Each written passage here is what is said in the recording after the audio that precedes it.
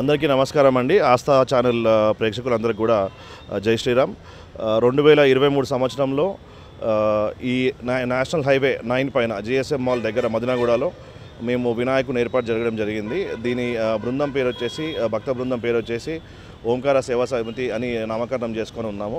అయితే దీంతోపాటు భాగ్యనగర్ గణేష్ ఉత్సవ సమితి సంబంధించినటువంటి ఏవైతే కార్యకర్తలు ఉన్నారో దాంట్లో కూడా మేమందరం కూడా చురుగ్గా పాల్గొంటూ ఉంటాం. గత సంవత్సరం కూడా భాగ్యనగర్ గణేష్ ఉత్సవ సమితి తరపు నుంచి చుట్టుపక్కల ఉండేటువంటి వినాయక మండపాలన్నిటికీ కూడా మేము దగ్గరుండి వాళ్ళకి కావాల్సిన సహాయ సహకారాలు అన్నిటి కూడా మేము అందించినాం. ఈ సంవత్సరం కూడా అదేవిధంగా అందిస్తూ ఉన్నాం. అయితే వినాయకుడి ప్రత్యేకతలు వచ్చేసి వినాయకుడు మాది ఇక్కడ పెట్టినటువంటి వినాయకుడు విగ్రహం దాదాపు 3.7 టన్స్ ఉంది, 3.5 టన్నుల పైన ఉంది. అలాగే హైట్ వచ్చేసి 26 అడుగులు, అడ్డంగా 19 అడుగులు ఉంది. దీని వినాయకుడు ఖాసియత ఏంటంటే ఇది సంవత్సరంలో గణేష్ కళాకారు అయిన వ్యక్తి కేవలం 25 నుంచి 30 విగ్రహాలు మాత్రమే చేస్తాడు. దాంట్లో అన్నీ కూడా పక్క రాష్ట్రాలకు అంటే తమిళనాడు, కర్ణాటక లేకపోతే ఆంధ్రాకి ఎక్కువ వెళ్తాయి. కేవలం తెలంగాణలో మాత్రం ఒక 6 నుంచి 7 విగ్రహాలు ఉంటాయి. హైదరాబాద్లో మొత్తం 4 విగ్రహాలు ఉన్నాయి. దాంట్లో ఒకటి మాది.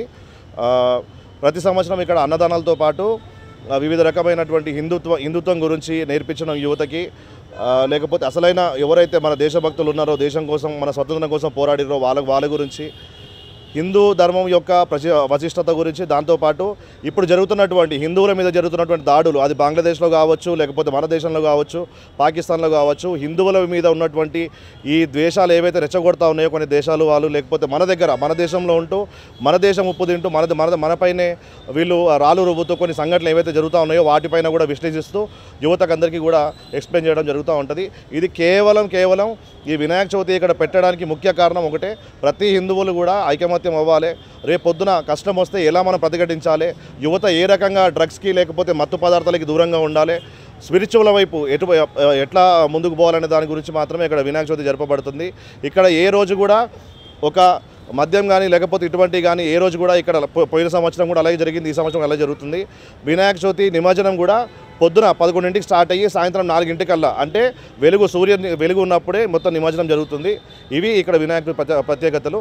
ఇలా ప్రతి ఒక్కరు కూడా జరుపుకోవాలని చెప్పి మనస్ఫూర్తిగా కోరుకుంటా ఉన్నాం. వినాయక చవితి నిమజ్జనం రోజు డీజే పాటలు, చిల్లర సినిమా పాటలు కాకుండా దేశభక్తికి సంబంధించిన పాటలు, అలాగే దేవుని పాటలు పెట్టుకొని భజన చేస్తూ వెళ్తే మనకే కాకుండా మన తర్వాత తరాలకు కూడా మన హిందుత్వం యొక్క ఔన్నత్యాన్ని, భక్తి మార్గాన్ని చాటి చెప్పిన వాళ్ళు అవుతాం. కాబట్టి అందరూ దీన్ని ఖచ్చితంగా ఫాలో అవ్వాలని చెప్పి కోరుకుంటూ సెలవు తీసుకుంటున్నాం. జై శ్రీరామ్. వినాయకుడిని ఇలా వెంకటేశ్వర స్వామి రూపంలో చూడడం అనేది ఫస్ట్ టైం నా లైఫ్లో. నాకు ఇంత పెద్ద వినాయకుడిని చూడడం కూడా చాలా హ్యాపీగా అనిపిస్తుంది.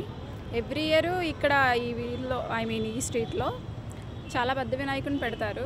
ఎప్పుడు నాకైతే చాలా హ్యాపీగా అనిపిస్తుంది. వెంకటేశ్వర స్వామిని చూస్తున్నట్టు అనిపిస్తుంది నాకు, వినాయకుడిని చూస్తున్నట్టు కాదు. వెంకటేశ్వర స్వామి రూపంలో వినాయకుడిని చూడడం మాది ఆంధ్ర, బట్ ఈ టైప్ విగ్రహాలు ఇలా కూడా చేస్తారనేది ఇదే చూడడం ఫస్ట్ టైం.